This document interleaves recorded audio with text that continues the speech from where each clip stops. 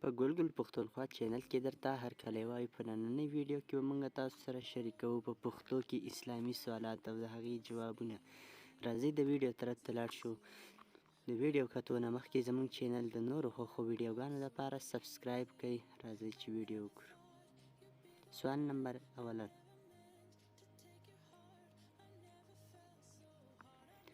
د ټولو نه کم عمره بتشکن څوک و؟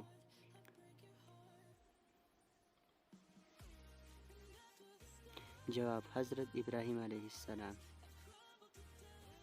سوال نمبر دویم: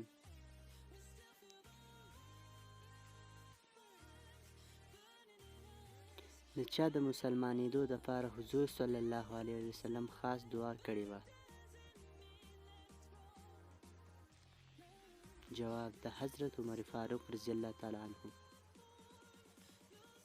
سوال نمبر دریم: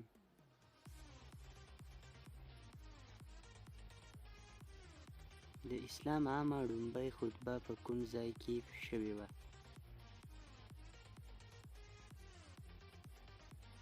جواب: په کوه صفا باندې.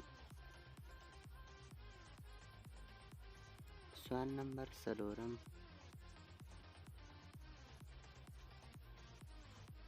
د کومې هستۍ د اسلام قبولولو په سبب په بیت الله شریف کې په لومړي ځل په جار مونځ وشو؟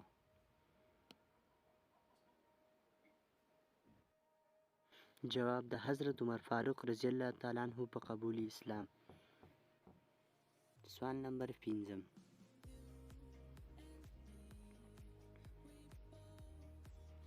کوم پیغمبر به د حیواناتو په خبرو پوهېدو؟ جواب: حضرت سلیمان علیه السلام. سوال نمبر شپږم: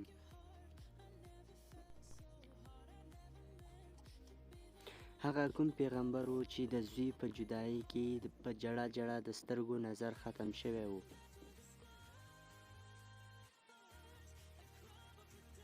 جواب: حضرت یعقوب علیه السلام.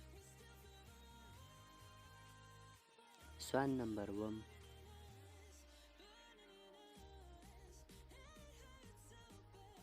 زغره لومړی چا جوړه کړې وه؟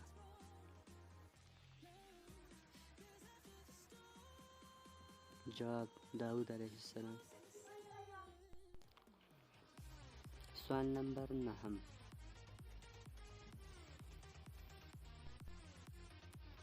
کوم پیغمبر په تاریخ کې د بت شکن یعنی بت ماتونکي په نوم یادیږي؟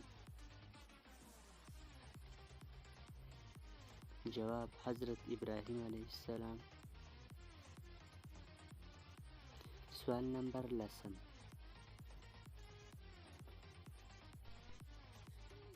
د حضرت موسی علیه السلام د نبوت نه وړاندې د کوم پیغمبر د تربیت لاندې و؟ جواب: د حضرت شعیب علیه السلام. د ویډیو کتلو ډیره شکریه، ډیره مننه چې تاسو زموږ ویډیو تر اخره پورې وکته. که زموږ چینل ویډیوګانې مو خوښې شوي د نورو ښکلو ویډیوګانو دپاره زموږ چینل سبسکرایب کړئ.